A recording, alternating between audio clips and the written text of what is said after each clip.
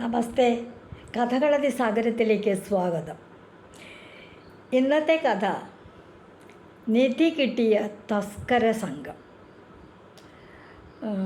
തസ്കര സംഘം എന്ന് പറഞ്ഞാൽ എന്താ? തസ്കരന്മാരെന്ന് പറഞ്ഞാൽ കൊള്ളക്കാർ, കള്ളന്മാർ, അവരുടെ ഒരു കൂട്ടത്തെയാണ് തസ്കര സംഘം എന്ന് പറയുക. അവർക്ക് നിധി കിട്ടി. നിധി എന്ന് പറയുന്നത് എന്താണ്? ധാരാളം പണം, രത്നങ്ങൾ, മുത്ത്, പവിഴം, അങ്ങനെയൊക്കെയുള്ള ധനം തന്നെ. സ്വർണ്ണ നാണയങ്ങൾ, വെള്ളി നാണയങ്ങൾ, അങ്ങനെയൊക്കെയുള്ളതാണ് നിധി. ഒരു തസ്കര സംഘത്തിന് കിട്ടിയ നിധിയെ പറ്റിയിട്ടാണ് ഈ കഥയിൽ പറയുന്നത്. ഉത്തരകാശിയിൽ നടന്ന സംഭവമാണ് കേട്ടോ. ഉത്തരകാശിയിൽ ധാരാളം പുണ്യവാന്മാരായ ജനങ്ങളൊക്കെ താമസിക്കുന്ന സ്ഥലമാണ്. അങ്ങനെയുള്ളിടത്ത് അവിടെ വളരെ മന്ത്രസിദ്ധികളൊക്കെ അറിയാവുന്ന ഒരു ബ്രാഹ്മണൻ താമസിച്ചിരുന്നു. അദ്ദേഹത്തിന് ഈ ആകാശത്തേക്കൊക്കെ ഇങ്ങനെ നോക്കിക്കിടക്കുമ്പോൾ നക്ഷത്രങ്ങളുടെ ചില സ്ഥാനങ്ങൾ, അവ മാറുന്നത്, ചില നക്ഷത്രങ്ങൾ അടുത്തു വരുന്നത്, അവ കൂട്ടം കൂടി നിൽക്കുന്നത്, ഇങ്ങനെയുള്ള ആ ജ്യോതിശാസ്ത്രം, ആകാശശാസ്ത്രം അസലായിട്ട് അറിയണ ആളാണ്. ചില നക്ഷത്രങ്ങളുടെ സംഘം ചേരുമ്പോൾ, ആ സംയോഗം ചേരുമ്പോൾ നക്ഷത്രങ്ങളുടെ, അതായത് അതിന് പറയുന്നത് മഹാസംഗമം എന്നാണ്. ആ നക്ഷത്ര സംഗമം നടക്കുന്ന സമയത്ത് ഈ ബ്രാഹ്മണൻ അറിയാവുന്ന ചില മന്ത്രങ്ങൾ ചൊല്ലുമ്പോൾ ഉണ്ടല്ലോ, ഈ മന്ത്രശക്തി കൊണ്ട് ആ ശുഭമായ സമയത്ത് ധാരാളം സ്വർണ്ണക്കട്ടികളും മുത്തുമാലകളും പുഷ്പങ്ങളും ഒക്കെ അമൂല്യങ്ങളായ പല പല വസ്തുക്കളും ആകാശത്ത് നിന്നിങ്ങനെ മഴ പെയ്യും പോലെ പെയ്യും. ധാരാളം ധനം കിട്ടും ഈ ബ്രാഹ്മണന്. അദ്ദേഹം അതൊക്കെ മറ്റുള്ളവർക്കായിട്ട് കൊടുക്കാറും ചെയ്യാറുണ്ട്. തന്നെ കാണാൻ വരുന്നവർക്കോ, കുറേ രാജാവിന് കൊടുക്കും, പാവപ്പെട്ടവർക്കൊക്കെ കൊടുക്കും. അങ്ങനെയൊക്കെയായിരുന്നു ജീവിതം. അദ്ദേഹത്തിൻ്റെ ശിഷ്യനായിട്ട് ബോധിസത്വൻ അവതാരമെടുത്തു.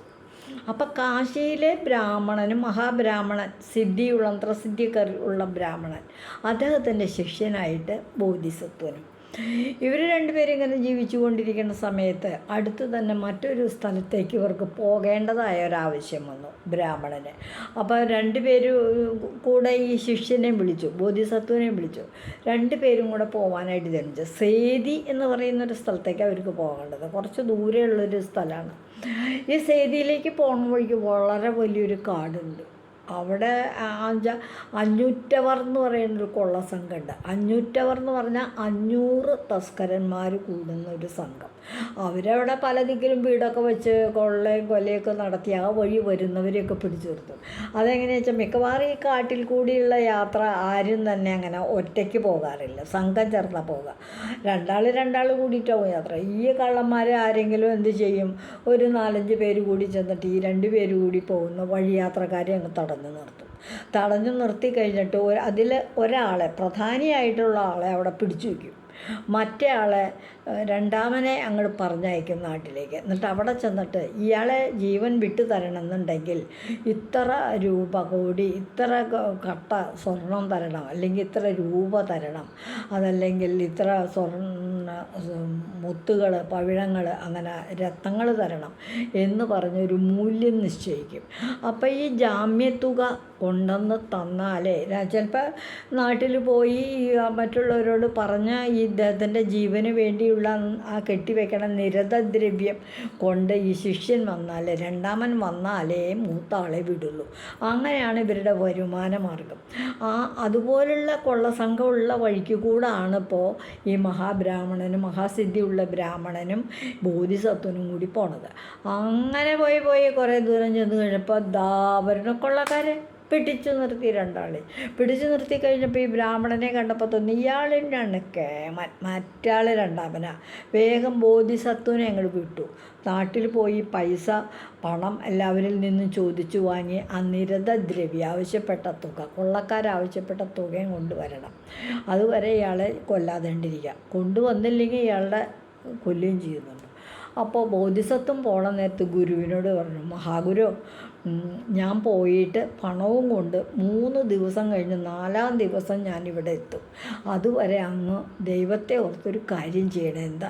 അങ്ങയുടെ ആ മന്ത്രശുദ്ധി, എത്ര വലിയ മഹാസംഗമമുള്ള സമയമായിക്കോട്ടെ, അങ്ങോട്ട് കടന്നു പോയിക്കോട്ടെ. പിന്നെ മഹാസംഗമം വരുമ്പോൾ നമുക്ക് മന്ത്രം ചൊല്ലി പണം, ദ്രവ്യം ധാരാളം ഉണ്ടാക്കാം, സമ്പത്തുണ്ടാക്കാം. പക്ഷേ അങ്ങ് എത്ര സംഗമം നടന്നാലും ഞാൻ തിരിച്ചു വരുന്നത് വരെ അങ്ങ് മന്ത്രസിദ്ധി ഉപയോഗിക്കരുത്. അങ്ങനെ കിട്ടുന്ന പണം കൊണ്ട് അങ്ങേക്ക് നാശം ഉണ്ടാകും. മാത്രമല്ല ഈ കൊള്ളക്കാർക്കും ഇവരെ ആക്രമിക്കാൻ തന്നെ വേറെ കൊള്ളക്കാർക്കും ഒക്കെ ദോഷം ഉണ്ടാകും. അതുകൊണ്ട് മന്ത്രസിദ്ധി ഇല്ല എന്ന് തന്നെ കരുതി ജീവിക്കൂ അങ്ങ്, ഞാൻ വരുന്നത് വരെ എന്ന് പറഞ്ഞിട്ട് ബോധിസത്വൻ അങ്ങ് പോവുകയും ചെയ്തു. ബോധിസത്വൻ അങ്ങ് പോയി കുറച്ച് ദൂരം കുറേ ദൂരം അങ്ങ് ചെന്ന് അയാൾ പണം സമ്പാദിക്കാനായിട്ടുള്ള മാർഗങ്ങളൊക്കെ ആരാഞ്ഞ് നാട്ടിലേക്ക് എത്തി. രാജാവിനെ നേരിട്ട് കണ്ടു. പണത്തിന് കിട്ടാനായിട്ടുള്ള മഹാഗുരുവിനെ ബ്രാഹ്മണനെ രക്ഷിക്കാനായിട്ടുള്ള പണം സ്വരൂപിക്കാനായിട്ട് വേണ്ട വഴികളൊക്കെ നോക്കിക്കൊണ്ട് അങ്ങനെ ജീവിച്ചു. ഇവിടെ കാട്ടിൽ നടക്കണത് ഈ ബ്രാഹ്മണനെ ഇവർ വല്ല വിധത്തിലും ഈ ശിഷ്യൻ പണം കൊണ്ട് വന്നിട്ട് വേണം, ആ പണം മേടിച്ചിട്ട് കൊണ്ടുപോയിട്ട് വേണം തങ്ങൾക്ക് സുഖമായിട്ട് ജീവിക്കാൻ. അതുവരെ ഇയാളെ വല്ലോണം വയ്ക്കാം. അത് കഴിഞ്ഞിട്ട് വേണമെങ്കിൽ ഇയാളെ അങ്ങോട്ട് തട്ടിക്കളയാം, കൊല്ലാം.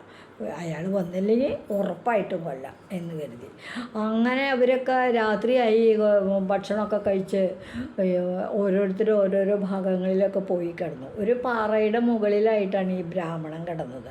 അദ്ദേഹം അവിടെ കിടന്ന് ഇങ്ങനെ മാനത്തേക്ക് നോക്കിയപ്പോൾ മാനത്ത് നടക്കുന്ന നക്ഷത്രങ്ങളുടെ ചലനം അദ്ദേഹത്തിന് മനസ്സിലായി. ഉടനെ തന്നെ ഒരു മണിക്കൂറിനകത്ത് ഇവിടെ ഒരു മഹാസംഗമം നടക്കാൻ പോവുകയാണ്. ആ സമയത്ത് തനിക്കറിയണം മന്ത്രസിദ്ധികളൊക്കെ പ്രയോഗിക്കുകയാണെങ്കിൽ ധാരാളം പണവും സ്വത്തും സമ്പത്തും രത്നങ്ങളും മാലകളും കാര്യങ്ങളൊക്കെ കിട്ടും. ബ്രാഹ്മണൻ ആലോചിച്ചു, തൻ്റെ ശിഷ്യൻ പറഞ്ഞേക്കണത് ബോധിസത്വം പറഞ്ഞേക്കണത് തന്നോട് മന്ത്രസിദ്ധിയൊന്നും പ്രയോഗിക്കരുതെന്ന്. പക്ഷേ ഇപ്പോൾ ഈ സംഗമം നടക്കുന്ന സമയത്ത് ഇപ്പോൾ ഒരു മന്ത്രസിദ്ധി പ്രയോഗിച്ചു എന്ന് വെച്ചാൽ ഇപ്പോൾ എന്താ തരക്കേട്? ബ്രാഹ്മണൻ അങ്ങനെ ചിന്തിച്ചത്. കാരണം ഇവർ തന്നെ പിടിച്ചു വെച്ചേക്കണത് പണത്തിന് വേണ്ടിയിട്ടാണ്. എങ്ങനെ ഇനിയിപ്പോൾ ബോധിസത്വം വരൂലെന്ന് അറിയില്ല, വരും തന്നെ വിചാരിക്കൂ, ദിവസം എത്ര കാത്തിരിക്കണം. ഇതിപ്പോൾ മന്ത്രസിദ്ധി അനുസരിച്ചിട്ട് പണം സമ്പാദിച്ചു കഴിഞ്ഞാൽ അതാ കൊടുത്തു കഴിഞ്ഞാൽ തന്നെ സ്വന്തമാക്കില്ല ഇവർക്ക് പണമല്ലേ ആവശ്യം. ആ വഴിക്ക് ചിന്തിച്ചു ബ്രാഹ്മണൻ. അദ്ദേഹം ഈ പാറപ്പുറത്ത് കിടന്നിട്ട് ഇങ്ങനെ സംഗമത്തെ പറ്റി ചിന്തിച്ചു കൊണ്ടിരുന്നു. അപ്പോഴാണ് ഈ കൊള്ളക്കാർ 3-4 പേര് താനെന്താണോ ഇവിടെ അങ്ങനെ മേപ്പിട്ട് നോക്കി കിടക്കുന്നത്. അപ്പോൾ പറഞ്ഞു, ഞാൻ ഈ നക്ഷത്രങ്ങളുടെ ശാസ്ത്രമൊക്കെ എനിക്കറിയാം, ജ്യോതിശാസ്ത്രം, വാനനിരീക്ഷണം. അപ്പോൾ അതുകൊണ്ട് ഞാൻ നോക്കുകയാണ്, എന്താ നല്ലൊരു സംഗമം കാണാനുണ്ട്. ആ സമയത്ത് മന്ത്രസിദ്ധി പ്രയോഗിക്കുകയാണെങ്കിൽ ധാരാളം പണം ഇവിടെ മഴയായി പെയ്യും എന്ന് പറഞ്ഞു. ഓ, അപ്പോൾ കൊള്ളക്കാർക്ക് ഒരു അത്ഭുതം.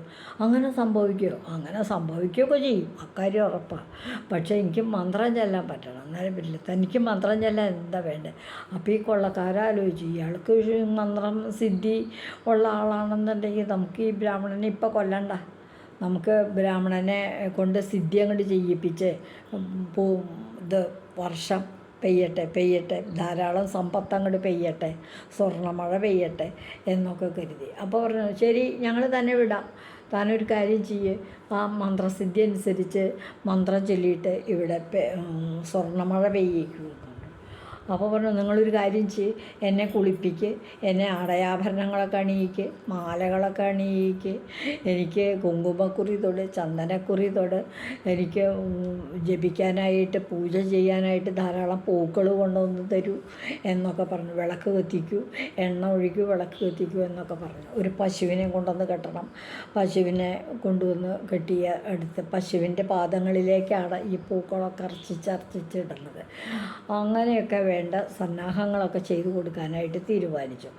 അങ്ങനെ ഈ കാടിൻ്റെ അകത്ത് വെച്ചിട്ട് ഈ 500 എന്ന് പറയുന്ന കൊള്ള സംഘത്തിലെ പ്രധാനപ്പെട്ട ചിലർ കാടിനകത്ത് വെച്ചൊരു പാറയുടെ മുകളിൽ വെച്ച് ഈ മഹാബ്രാഹ്മണനെ കൊണ്ട് മഹാമന്ത്രങ്ങൾ ചൊല്ലാനായിട്ടുള്ള ഏർപ്പാടുകൾ ചെയ്തുകൊണ്ടിരുന്നു. ഇതാണ് ഈ കഥയുടെ നിധി കിട്ടിയ തസ്കര സംഘം എന്ന ഈ കഥയുടെ 1-ാം ഭാഗം. ഇതിൻ്റെ 2-ാം ഭാഗം അടുത്ത ദിവസം പറയും. ഇതുവഴി വന്നാലും ഇത്തിരി നേരമിരുന്നാലും കഥകൾ കേട്ടാലും കളിയായി പറയും കഥയാണേ, കാര്യം പറയും കഥയാണേ. നന്ദി. ഈ കഥയുടെ ബാക്കി നാളെ കേൾക്കണം കേട്ടോ.